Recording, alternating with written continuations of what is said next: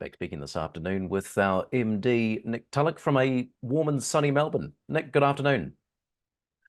Good afternoon, Andrew. Yeah, probably the warmest weather I've had since you and I have been speaking. I hear it is pretty cold in Edinburgh. Look, you've been in Australia for the last almost a week. Just run us through what's the intention behind the trip? What's been on the agenda? Well, I've been planning the trip for a while. I mean, it's important to me to meet the people and to see as many of the sites, the company sites that is, as possible. So it's a trip that's been sort of on the on the agenda for a bit. And what I've done, I've well sort of bookended the trip with a day in Perth and a day in Melbourne. But the main part of the trip was to spend time up in Bendigo with the team that we have here. We sort of split it into 2 days. First day was maybe the boring bit. That was the accounts. That was going through sort of the corporate structure and some of the housekeeping. Second day was the exciting bit. That was a road trip. That was me and Adam Jones. I think we had 14 hours in the car together, going around some of the properties and sort of seeing actually what we've got and looking at some of the drill sites. So it's been pretty full on. I don't think I've slept properly since since I left, but we've accomplished a lot. Well, importantly, what's been your impression? What's your view of the company's assets? Impression's really good. I mean, it's been a really good trip, and yeah, I said the highlight was the road trip with Adam yesterday.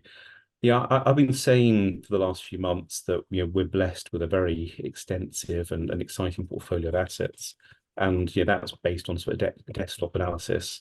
I can now say I've stood on them, I've seen them, I've touched them, and I absolutely stand by what I've said. We have a set of assets that we could spend, I mean, literally all of our time just at Creswick, 400 square kilometres. There is a vast amount to do, just on one property, let alone the others. So, for a small company, we really do have an awful lot to go for. And what was interesting driving around, I mean, the two things that really struck me actually, the amount of historic workings you can see. I mean, Adam was a terrific tour guide, and we sort of went past workings from the 1850s. We sort of seen mine shafts. Actually, went in a mine shaft, which is kind of scary, but we've seen mine shafts from sort of the turn of the century and beyond, through to very modern mining techniques as well. So we always knew we were in a good postcode, but seeing is believing, and just seeing all the work that's been done, on our tenements, around our tenements, is really quite powerful. And the other thing that struck me, and this is going to sound like a very British comment, it's just the scale of the place. The first place we went to yesterday actually was Ballaston. And we'd been driving for about 5 minutes through Ballaston, through our property before we actually stopped. So I think often sort of European investors don't really appreciate the scale of this country, and the size of some of the properties we've got, and just the scale and the different opportunities we have, is really terrific. And I've just seen two. I saw Creswick and Ballaston during yesterday, and there's still plenty to be done up in Queensland as well. So anyway, really good. I mean, a really positive trip, and a great team out here as well. Well, I was going to ask you that. So it's always different having conversations over Zoom as in person, but for a small company, a good team of people out there. Good team, knowledgeable, enthusiastic, capable, and as the conversations went on, as you say, you can sort of chat on the phone, chat on Zoom, but actually, if you're in the same room with someone and you start sort of debating different things we can do, between us, we were sort of sparking off each other, different ideas, different initiatives. I've come away with a list of things that we can be following up on, not just on our properties, by the way, other opportunities we've seen elsewhere. I don't want to make any sort of crazy promises, but what I've seen around Victoria are plenty of different, exciting and quite innovative things that we can be looking at, both on and off our existing properties. Now, we're not going to do all of the work. We're far too small to be sort of taking on sort of vast numbers of projects. But I feel like a boy in a sweet shop. There is a lot to go for. We just need to make sure we choose carefully. What's left for you to do before you take off back to the UK? What other conversations are planned? Yeah, a day in Perth on the way in, and then sort of a day in Melbourne on the way out. I mean, the core part of the trip was to meet the team and see what we had, but it would have been crazy to come out here and not try and get involved a little bit in the industry. And so I've sort of touted myself out as best I can, and trying to have some sensible and productive meetings with other industry players.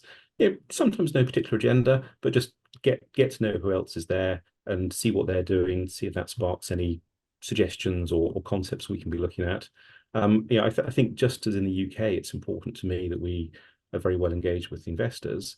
In Australia, I want to make sure we're well engaged with the industry.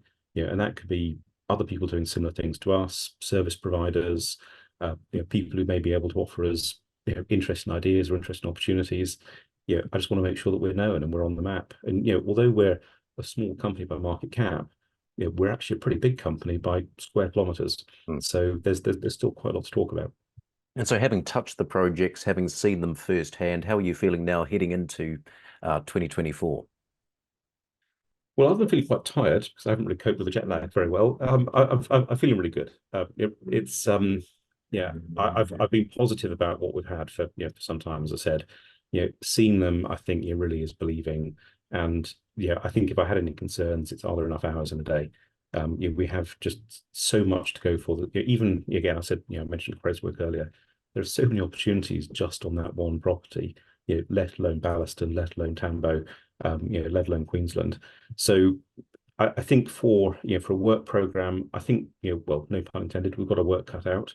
I think the next stage is to sit down, with the team, with the board, and start planning out what we can be doing for the rest of the year, because the opportunities are frankly far more than will fit in a year.